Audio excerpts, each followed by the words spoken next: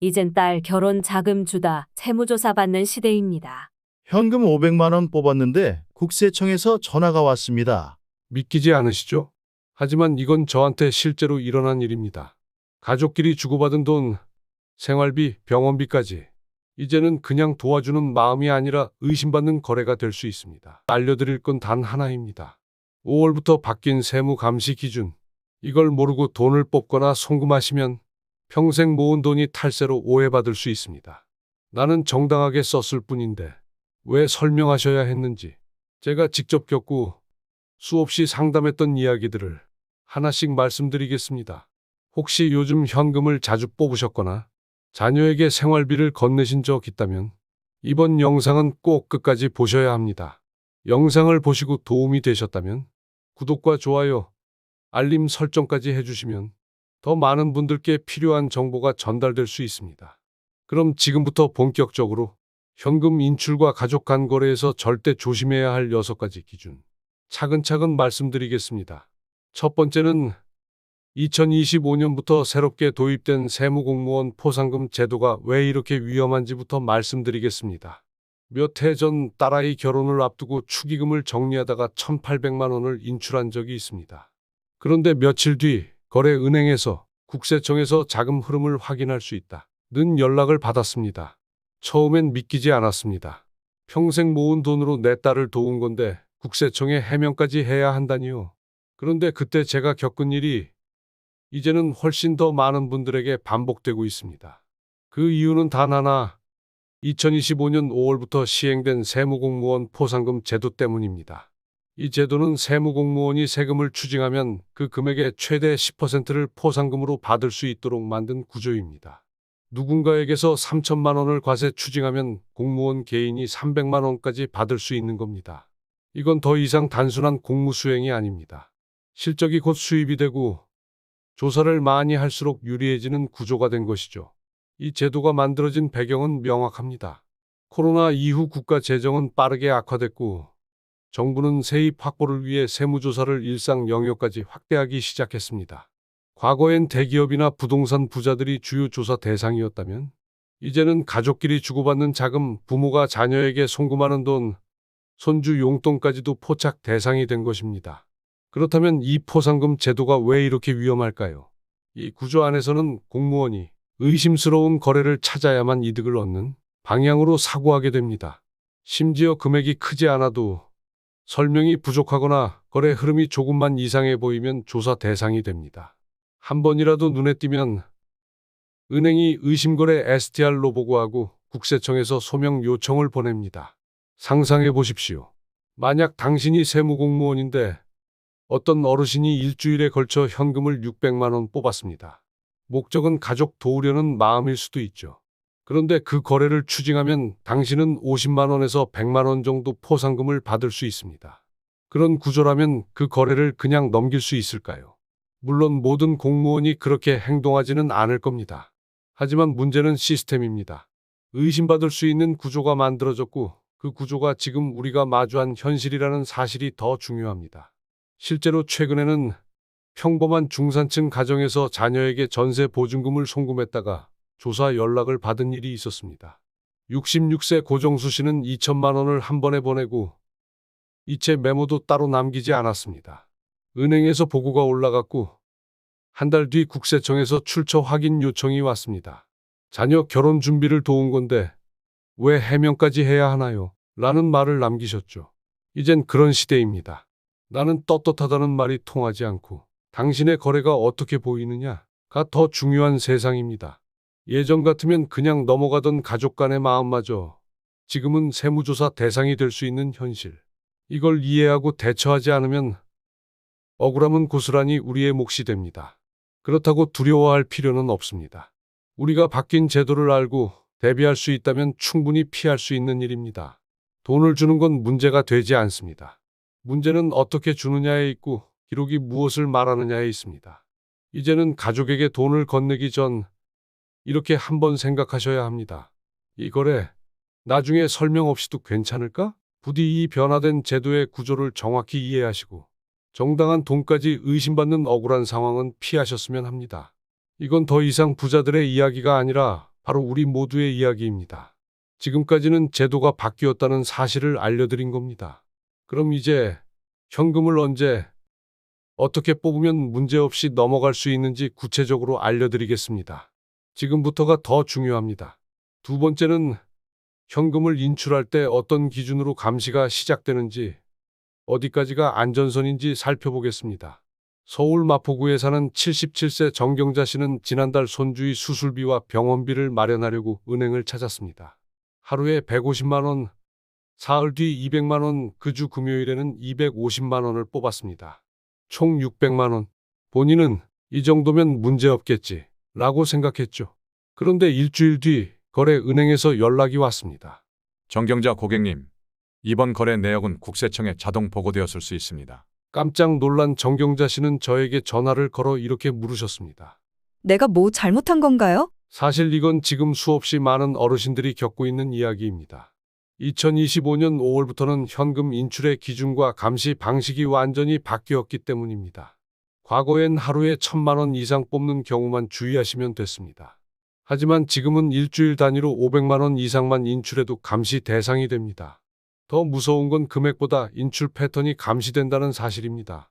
정경자 씨처럼 며칠에 걸쳐 일정 금액을 나눠 인출하는 경우 그 총액이 일주일 동안 500만 원을 넘으면 자동 보고 시스템에 걸릴 수 있습니다. 월요일에 100만 원, 수요일에 150만 원, 금요일에 250만 원. 단지 하루에 나눠 뽑았다는 이유만으로도 감시 대상이 되는 거죠. 과거엔 이런 걸 사람이 보고 판단했지만 지금은 금융정보분석원의 AI 감시 시스템이 24시간 실시간으로 작동하고 있습니다. 그 사람의 나이, 소득, 기존 인출 습관과 비교해서 조금이라도 다르면 이상 거래로 분류됩니다. 사람 눈엔 그냥 병원비일 뿐이지만 시스템은 이건 이상한 패턴으로 판단해버립니다. 특히 많은 어르신들이 하시는 습관 중 하나가 매주 정해진 요일에 일정 금액을 뽑는 것입니다. 매주 월요일에 100만 원씩 4주 동안 인출하면 총 400만 원밖에 안 되지만 그 반복성과 규칙성 자체가 의심 대상이 될 수 있습니다. 실제로 경상북도 포항시에 사는 80세 강순자 어르신은 매주 월요일 오전 9시에 생활비로 100만 원씩 인출해 오셨습니다. 몇 달이 지나자 은행에서 거래 목적에 대한 질의가 들어왔고 결국 국세청에도 관련 내역이 보고되었습니다. 손주 간식값 좀 챙겨줬을 뿐인데 조사 대상이 되다니 황당했어요. 강순자 어르신은 이후로 요일도 바꾸고 금액도 일부러 조절하시게 됐습니다. 여기서 우리가 꼭 기억해야 할 기준이 있습니다. 1회 인출은 180만 원 이하로 일주일 총 인출액은 450만 원을 넘기지 말자. 이게 국세청과 금융정보분석원이 내부 감시선으로 활용하는 수치입니다. 물론 451만 원 뽑았다고 바로 조사당하진 않지만 그 이상부터는 시스템이 민감하게 반응하는 위험 구간이라 생각하셔야 합니다. 또 하나 중요한 사실은 반복되는 인출이 더 위험하다는 점입니다. 매달 첫째 주 월요일마다 300만 원씩 뽑는 경우처럼 시간 금액이 일정하게 반복되는 패턴은 고정 자산 이전으로 간주되기 쉽습니다. 이건 탈세 목적이 아니더라도 시스템이 탈세 시나리오로 분류할 수 있는 대표적 패턴입니다. 이런 감시 기준을 모르고 나는 그냥 생활비 쓰는 거야 라고 생각하고 행동하면 어느 날 갑자기 국세청에서 자금 출처 소명 요청서가 날아올 수 있습니다. 그땐 이미 기록은 넘어갔고 해명할 기회는 우리가 쥐고 있지 않게 됩니다. 그렇다면 어떻게 하면 안전하게 인출할 수 있을까요? 첫째, 불가피하게 큰 금액이 필요하다면 미리 계획을 세우고 인출 타이밍을 분산하세요. 3주에 걸쳐 뽑거나 날짜와 시간을 일부러 바꿔서 흐름을 자연스럽게 만들어야 합니다. 둘째, 한번 뽑을 때는 가급적 150만 원에서 180만 원 선에서 자르고 일주일 기준 총합이 450만 원을 넘지 않도록 스스로 체크하세요. 셋째, 인출보다는 계좌 이체를 활용하는 것이 더 안전한 방법이 될 수 있습니다. 그리고 이체할 때는 메모란에 반드시 용도를 적어야 합니다. 가스비, 수리비, 조카 학원비, 아파트 관리비 정산 같은 식으로요. 이런 메모 하나가 나중에 국세청 조사에서 설명할 필요 없는 기록이 되어줍니다. 마지막으로는 증빙 서류를 챙기는 습관입니다. 병원비라면 진단서와 영수증, 집수리라면 견적서, 여행이라면 예약 내역 등 내가 왜 이 돈을 썼는가를 보여주는 자료를 미리 준비해두면 조사가 들어오더라도 쉽게 정리되고 끝낼 수 있습니다. 결국 이 모든 건 돈을 쓴 것보다 돈을 어떻게 썼느냐가 더 중요해졌다는 뜻입니다. 예전엔 그냥 뽑아서 건네주던 일이 지금은 설명과 근거가 필요한 시대가 됐습니다. 이 변화의 흐름을 제대로 이해하고 준비하신다면 여러분의 소중한 돈은 안전하게 지킬 수 있습니다. 숫자만 조심하면 된다고 생각하셨다면 아직 절반밖에 모르신 겁니다. 지금부터는 뽑는 방식 하나가 어떻게 조사로 이어지는지를 알려드리겠습니다. 세 번째는 단순한 금액보다 더 위험한 반복되는 거래 패턴과 실제 조사로 이어진 사례들을 말씀드리겠습니다. 경기도 성남시에 사는 69세 박도연 씨는 결혼 40주년을 맞아 아내와 함께 유럽 패키지 여행을 계획했습니다. 젊었을 때는 여유가 없어 미뤄왔지만 이번만큼은 꼭 다녀오고 싶다는 마음에 결심한 여행이었습니다. 그런데 여행사 결제, 항공권, 호텔비, 가이드팁까지 각기 다른 날짜에 현금을 준비해야 하는 상황이 생겼습니다. 카드보다는 현금이 편하다는 이야기를 듣고 박도연 씨는 며칠에 나눠서 돈을 인출하기로 했습니다. 월요일에 150만 원, 수요일에 200만 원, 금요일엔 250만 원, 총 600만 원을 3일 간격으로 인출한 것이었습니다. 그는 이렇게 생각했습니다. 나는 하루에 1,000만 원 이상 뽑는 것도 아니고 내 돈 쓰는 건데 이 정도면 문제 없겠지. 하지만 며칠 뒤 거래 은행에서 연락이 왔습니다. 박도연 고객님, 최근 현금 인출 내역이 금융정보분석원 시스템에 감지되었습니다. 국세청에서 출처 확인이 들어올 수 있습니다. 박도연 씨는 당황했습니다. 아니, 그냥 우리 부부 여행 가려던 건데요. 지금은 이런 사례가 드물지 않습니다. 오히려 아주 흔합니다. 왜냐하면 국세청은 이제 금액보다도 거래의 형태를 더 민감하게 감시하고 있기 때문입니다. 한 번에 1,000만 원을 뽑는 것보다 200만 원씩 나눠서 뽑는 방식이 더 의심받기 쉬운 시대가 되었습니다. 그 이유는 금융정보분석원이 사용하는 인공지능 감시 시스템이 일주일 동안의 누적 인출액과 인출 간격, 반복성을 종합적으로 분석해 이상 거래 여부를 판단하기 때문입니다. 예전에는 이런 판단을 사람이 직접 했지만 지금은 시스템이 24시간 감지합니다. 평소에 월 생활비로 50만 원 정도만 인출하던 사람이 갑자기 3일 연속으로 200만 원 이상을 뽑았다면 그 순간부터 시스템은 이 거래를 자산 이전 시도로 인식하게 됩니다. 지금은 단순히 얼마를 뽑았느냐보다 어떤 방식으로 뽑았느냐가 더 중요합니다. 국세청이 의심하는 거래 패턴은 대표적으로 세 가지가 있습니다. 첫째, 며칠에 걸쳐 나눠서 인출하는 경우입니다. 200만 원을 하루에 한 번에 뽑는 것보다 70만 원씩 세 번에 걸쳐 뽑는 방식이 더 눈에 띌 수 있습니다. AI 시스템은 일주일 단위의 누적 금액을 자동으로 합산해 감지하기 때문에 단순 분할 인출도 피할 수 없습니다.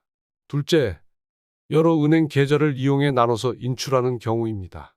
국민은행, 농협, 신한은행에서 각각 300만 원씩 인출하면 각 은행에서는 보고 기준에 미치지 않지만 금융정보분석원은 이 모든 데이터를 통합해 분산 인출로 감지합니다. 셋째, 가족 명의의 계좌를 이용한 우회 인출입니다. 자녀나 배우자 명의로 송금한 뒤 해당 계좌에서 현금을 인출하는 방식은 고의적인 자금 은폐나 탈세 시도처럼 보일 수 있어 의심을 받기 쉽습니다. 이처럼 금액보다 더 주의해야 할 것은 행동 방식입니다. 내가 보기엔 당연한 거래여도 시스템이 보기엔 비정상처럼 보일 수 있는 시대입니다. 그렇다면 어떻게 해야 이런 상황을 피할 수 있을까요? 가장 먼저 반복적인 인출 패턴은 피해야 합니다. 인출 날짜와 금액을 일부러 바꿔서 규칙성이 없도록 조정하는 것이 좋습니다. 한 달 생활비를 2번에 나눠 뽑되 요일과 시간은 매번 다르게 설정해 보는 것입니다. 또한 자금 목적이 명확하다면 증빙을 미리 준비해 두는 습관이 필요합니다. 여행이라면 항공권 예약 내역이나 호텔 영수증, 병원비라면 진단서와 수납 영수증 같은 자료를 갖고 계시면 도움이 됩니다. 가능하면 계좌 이체를 활용하고 이체할 때는 메모란에 구체적인 용도를 남기는 것이 중요합니다. 여행 경비, 중고차 보조금, 수리비 정산 등 구체적인 메모 하나가 나중에 큰 방패가 되어줍니다. 무엇보다도 중요한 건 지금은 나는 떳떳하다는 말이 통하지 않는다는 사실입니다. 이제는 그 거래가 어떻게 보였느냐가 판단의 기준이 됩니다. 의심을 피하는 가장 좋은 방법은 처음부터 기록이 명확한 거래를 남기는 것입니다. 부디 여러분의 정당한 자산 이동이 오해나 조사로 이어지지 않도록 한 번의 인출, 한 번의 송금에도 지혜가 담기길 바랍니다. 단순히 나눠 뽑았을 뿐인데 조사받는 이유, 그 결정적인 제도와 시스템이 지금부터 나옵니다. 네 번째는 현금을 나눠서 뽑으면 괜찮다는 오해가 왜 더 큰 위험을 부르는지 자세히 알려드리겠습니다. 서울 양천구에 사는 76세 이만호 씨는 사위가 중고차를 구입한다는 이야기를 듣고 차량 구입비의 일부를 도와주기로 했습니다. 총 2,800만 원이 필요한 상황이었지만 요즘은 큰돈을 한 번에 인출하면 국세청에서 조사받을 수 있다는 얘기를 들은 적이 있어서 조심스럽게 나눠서 인출하기로 했습니다. 하루에 950만 원, 다음 날에는 900만 원, 그리고 며칠 뒤에는 다른 은행 계좌에서 850만 원을 뽑았습니다. 하루에 1,000만 원은 넘기지 않았으니 문제없겠지. 그렇게 생각했지만 며칠 후 은행 직원에게서 전화가 왔습니다. 최근 현금 인출 내역이 감지되어 국세청에 보고될 수 있습니다. 이만호 씨는 깜짝 놀랐습니다. 가족 도우려고 뽑은 건데 그게 왜 문제가 되나요? 이 상황은 요즘 아주 흔하게 발생하는 사례입니다. 현금을 나눠서 뽑으면 괜찮다고 생각하는 분들이 많지만 지금은 그 방식 자체가 오히려 더 큰 의심을 받는 시대가 됐습니다. 여기서 반드시 알아야 할 중요한 제도가 두 가지 있습니다. 먼저 첫째, 고액 현금 거래보고 제도입니다. 이 제도는 하루에 1천만 원 이상 현금을 입금하거나 출금할 경우 은행이 자동으로 금융정보분석원이라는 국가기관에 보고서를 보내도록 되어 있습니다. 이 제도를 영어 약자로 CTR이라고 부르기도 합니다. 이 보고는 자동으로 처리되기 때문에 우리가 알지 못하는 사이에 보고가 끝나버리는 경우도 있습니다. 둘째, 의심 거래 보고 제도입니다. 이건 조금 다릅니다. 금액이 1천만 원을 넘지 않더라도 거래 방식이 반복적이거나 불규칙하거나 고령자 계좌에서 비정상적으로 큰 금액이 자주 빠져나가는 경우처럼 의심스러운 흐름이 발견되면 은행 직원이 직접 판단해서 보고하는 제도입니다. 이건 영어 약자로 STR이라고도 부르는데 이 거래는 뭔가 이상하다고 생각되는 순간 금액이 작더라도 국세청에 보고될 수 있다는 것이죠.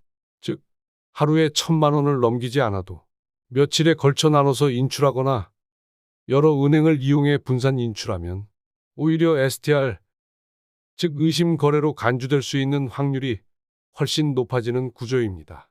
게다가 지금은 금융정보분석원에서 은행 간의 거래 정보를 통합 분석하고 있기 때문에 국민은행에서 800만 원, 다음날 농협에서 850만 원, 그 다음날 신한은행에서 900만 원을 뽑았다고 해도 각각의 은행에서는 기준에 안 미치지만 전체 흐름은 분명히 감지됩니다. 실제로 경기도 성남시에 사는 81세 박영수 어르신도 비슷한 일을 겪었습니다. 손주의 유학비를 도와주기 위해 닷새 동안 매일 900만 원씩 인출했는데 그 거래가 이상하다는 판단이 내려져 국세청에 보고되었고 결국 자금 출처를 설명하는 문서를 따로 제출하셔야 했습니다. 박영수 어르신은 이렇게 말씀하셨습니다. 직접 고지서와 항공권 예약 내역을 찾아가며 설명하느라 고생했어요. 유학비를 보내준다는 것이 죄는 아니지만 거래 방식이 문제였던 겁니다. 이처럼 지금은 내가 왜 그 돈을 썼느냐보다 그 돈이 어떻게 나간 것처럼 보이느냐가 더 중요합니다. 그렇다면 어떻게 해야 이런 상황을 피할 수 있을까요? 우선 반복되는 금액과 일정한 인출 요일은 피하는 것이 좋습니다.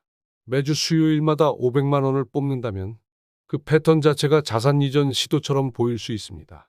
인출 금액과 요일을 바꾸고 가능하면 인출 간격도 넓게 두는 것이 좋습니다. 그리고 인출 목적이 명확하다면 관련된 서류나 자료를 미리 준비해 두는 것이 안전합니다. 차량 구입이라면 계약서, 여행이라면 항공권 예약 내역, 병원비라면 진단서나 영수증 같은 것이 증빙 자료로 활용될 수 있습니다. 또한 현금보다는 계좌 이체가 더 안전합니다. 이체할 때는 반드시 용도를 적어두는 습관을 들이셔야 합니다.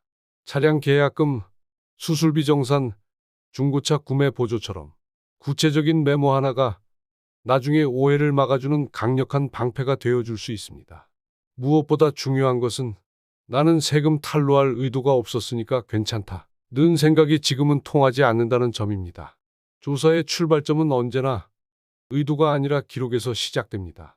지금은 누구도 예외가 아닙니다. 우리의 자산이 감시되는 시대인 만큼 현금 인출 한 번, 이체 한 번에도 설명할 수 있는 구조를 미리 만들어두는 것이 가장 확실한 방어입니다. 조사로 이어지는 흐름이 어떻게 시작되는지 이제 아셨을 겁니다. 그렇다면 피할 수 없다면 어떻게 인출하고 어떤 자료를 챙겨야 안전할까요? 지금부터가 실천의 핵심입니다. 다섯 번째는 피할 수 없다면 어떻게 인출해야 안전한지, 그리고 어떤 서류를 준비해야 하는지를 알려드리겠습니다.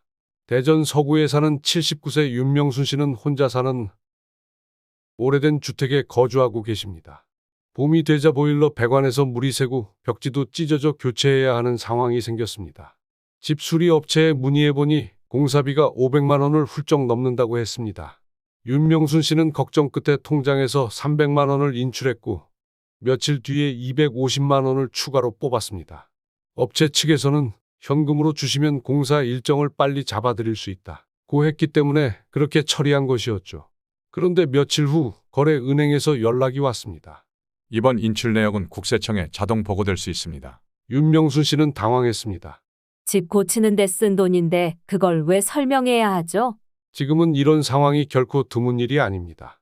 요즘은 금액도 중요하지만 현금을 어떻게 뽑았는지가 더 중요하게 작용하는 시대입니다. 나도 모르게 반복된 인출 패턴, 일정한 요일과 시간, 그리고 적지 않은 금액이 국세청의 감시 대상이 될 수 있는 기준을 넘어서는 경우가 많아졌습니다. 이럴 땐 무엇보다 현명하게 인출하는 습관이 필요합니다.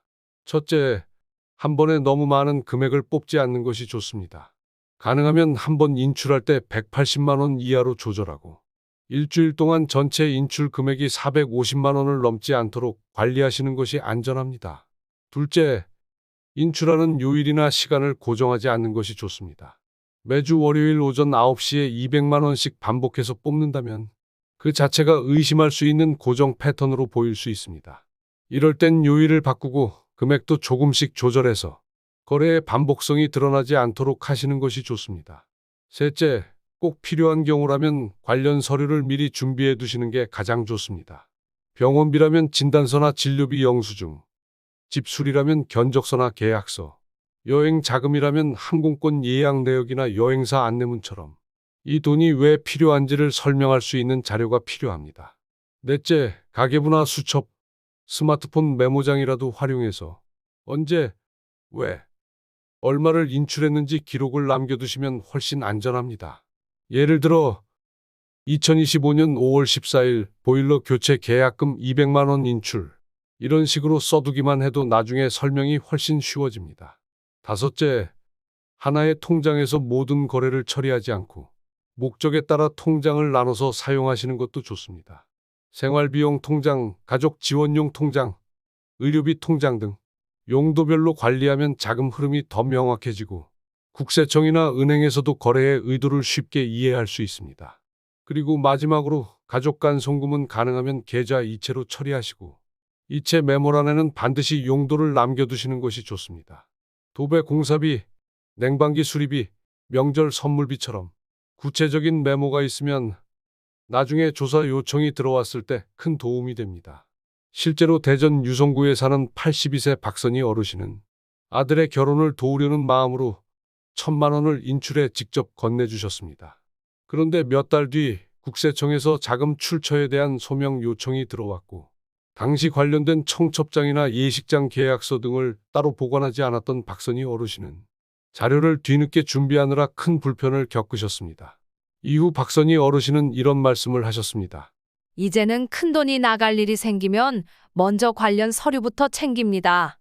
그래야 덜 억울하죠. 결국 중요한 건 돈을 쓰지 말라는 것이 아니라 쓸 때마다 설명할 수 있는 구조를 만들자는 것입니다.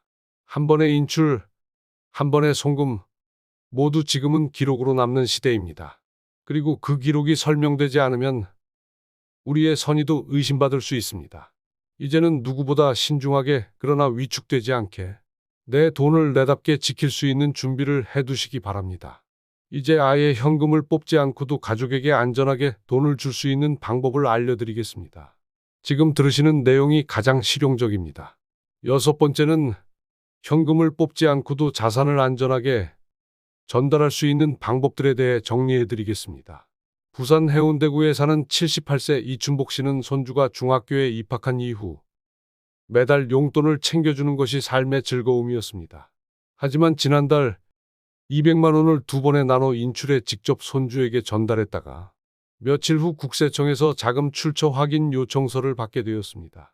이춘복 씨는 놀라셨습니다. 내 돈을 내 손주에게 쓴 건데 설명을 해야 한다니요? 결국 고등학교 입학금과 교복 구입비로 쓴 내역을 따로 정리해 제출했고 문제는 없었지만 한동안 마음이 불편했다고 하셨습니다. 이후로 이춘복 씨는 현금을 직접 주는 방식에서 벗어나 계좌 이체와 체크카드 자동이체를 활용하는 방식으로 바꾸게 되었습니다. 돈을 주는 건 똑같지만 기록이 남으니까 마음이 한결 편해졌습니다. 요즘은 단지 돈을 줬느냐보다 그 돈이 어떻게 전달됐는지 그리고 어떤 기록이 남았는지가 훨씬 중요해졌습니다. 가족끼리의 거래라 해도 예고 없이 조사 대상이 되는 시대이기 때문에 현금보다는 기록이 남는 방식으로 전달하는 것이 가장 안전한 방법입니다. 그렇다면 어떻게 전달하면 좋을까요?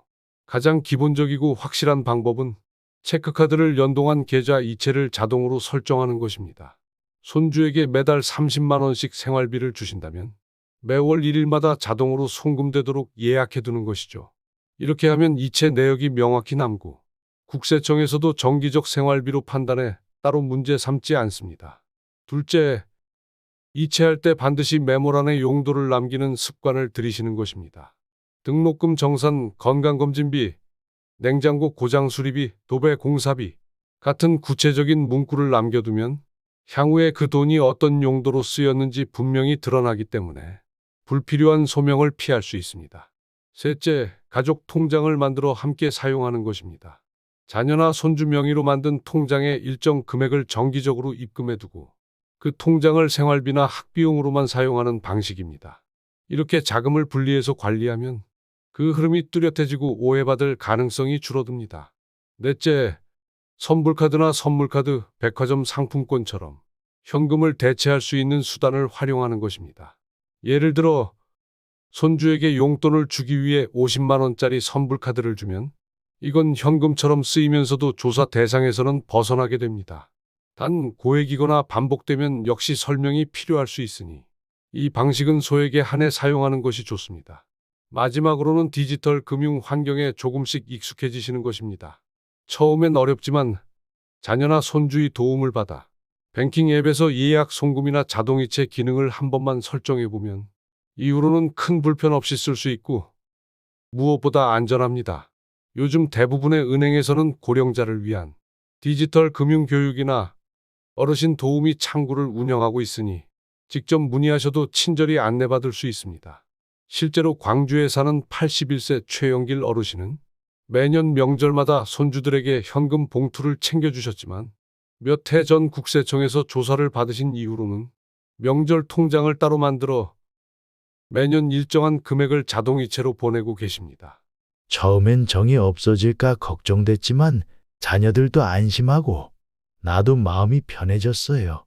또 한 가지 주의하셔야 할 점은 미성년자나 자녀 명의로 적금, 주식 계좌 등을 만들어 매달 일정 금액을 입금하는 경우입니다. 이건 생활비 지원이 아니라 자산 이전, 즉 증여로 해석될 수 있습니다. 증여세법에 따르면 10년 동안 5천만 원을 넘게 주는 경우 그 초과 금액에 대해 세금이 부과됩니다.